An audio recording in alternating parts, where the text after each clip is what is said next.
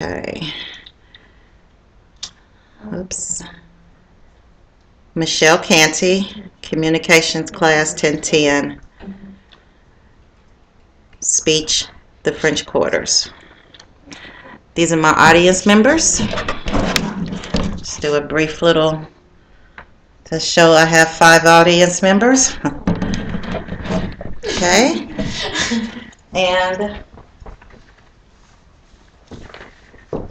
okay, again, I'd like to thank everyone for coming and giving me your time. I appreciate it. This speech is going to be on the French Quarters. First of all, I'd like to ask, is anybody familiar with the French Quarters? Oh, wow. You guys haven't been living. Okay, well, the French Quarters is located in New Orleans. All right. I guess I can proudly say I've been to the French Quarters not once, but 3 times. And each time I've been able to not only explore the entertaining element of it, but also been able to experience and explore the cuisine and the rich history that it has to offer. So hopefully when this speech is over, I would have enlightened you and given you a broader or different perspective on what the French Quarters in New Orleans has to offer. Most people attribute the French Quarters to the Mardi Gras, all-night partying, and eccentric individuals walking around. But I'm going to talk a little bit about the history of New Orleans, or excuse me, of the French Quarters. The French Quarters is the oldest existing neighborhood in New Orleans.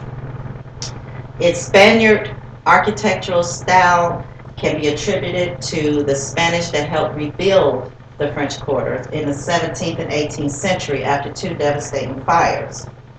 The official New Orleans tourism website lists many historical landmarks that can be visited there. 2 of the main ones I'm going to mention is the St. Louis Cathedral, which is the oldest Roman cathedral church that exists in the United States. Also the Cabildo, which once housed the colonial government and now a museum and open to the public. But the most discussed and controversial tourist site that exists in the French Quarters or New Orleans is the above ground tombs.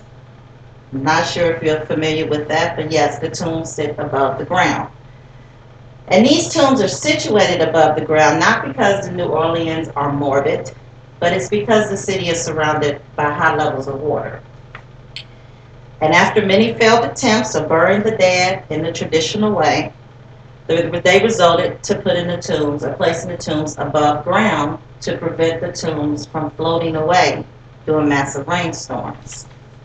And again, that's a popular site for tourists. Now, what really keep people coming back time after time to the French Quarters, the lifeline of the French Quarters, would be the infamous Bourbon Street. To us Tennesseans, it's equivalent to Beale Street in Memphis, but 10 times better. You can pretty much find everything your heart desires on Bourbon Street, from shopping, fine dining, to rambunctious clubs. And since the French Quarters is the epicenter of New Orleans, NewOrleansFrenchQuarters.com has listed many hotels that, because most people like to reside right there, or excuse me, like to just kind of stay right there in the center of the French Quarters, they list many hotels that you can stay at. Benville Hotel, which has been around since 1835, the Hotel Provincial, locally owned family for the last 50 years, over 50 years, excuse me, and the elegant 180-year-old Chateau de Prix. The fascinating thing about the French Quarter is its many tourist attractions that consume this small neighborhood. The natives seem to still maintain their integrity of their community. In fact, many of the natives are very welcoming and invite you to experience their culture. In addition, many of the locals will insist you must not leave the French Quarters without experiencing Cafe de Monde. And you may have seen it or not on the Food Network channel or the Travel channel, but it's known for its exquisite smooth tasting coffee, which I'm a coffee lover, so I appreciate it, and the light, fluffy beignets that seem to melt in your mouth.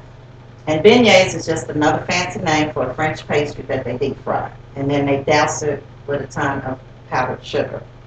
That's just a little snack, though, to get you through the rest of the day as you continue to tour the blocks filled with quaint little shops and doodads to do.